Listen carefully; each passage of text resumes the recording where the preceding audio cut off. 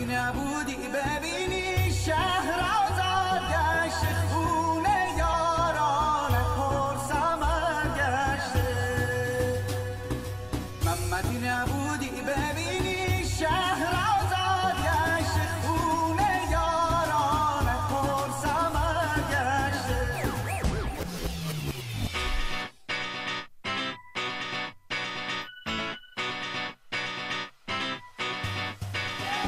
محمدی ببینی اینجا آبادی و مثل ما بچشی طعم آزادی و از زندگی نباشی تو ناراضی و خوشا بشه آجیل و پیش بشه بازی و محمدی ببینی اینجا آبادی و مثل ما بچشی طعم آزادی و از زندگی نباشی تو ناراضی و خوشا بشه آجیل و پیش بشه بازی و من رفتی بهش ولی جات خالیه نیستی ببینی شکم سیرش حالیه شام گوشت تازه غذا مرغ و پلو صبحونه شیر و کره عسلی از جلو پول نفومی یا در خونه تحویل میده همه دائما ای قربون هم میرن والله به خدا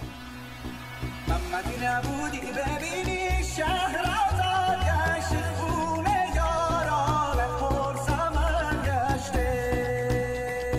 محمدی نبودی ببینی شهر آزاد گشت خونه یاران پر ثمر گشته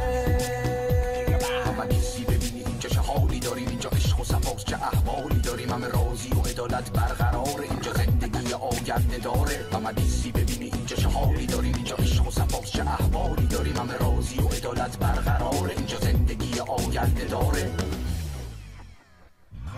آیندمون تأمین و روشنه دیگه کسی نیست واسه پول جون بکنه درس مفت و کار ریخته فراوون یک دولت که پشتش از قانون شدیم الگوی حیثیت توی منطقه همه عاشقمونن بدون دغدغه از ادب میگیرن بگی ایرانی زن و مردم واسه سر و دست میشکنه خب توی اقتصاد که تک تازیم توی ورزش برنده سرشناسیم تو هنر جهانی عالم سازیم توی علمی رقیب و سرفرازیم اینجا به دست بچی 16 سال خونه انرژی هسته‌ای تولید میشه اینجا تو مدرسه واسه سرگرمی ها داره سلول بنیادی تکثیر میشه ماما خلاصه رفتی و جات خالیه چون زندگی اینجا خوشحال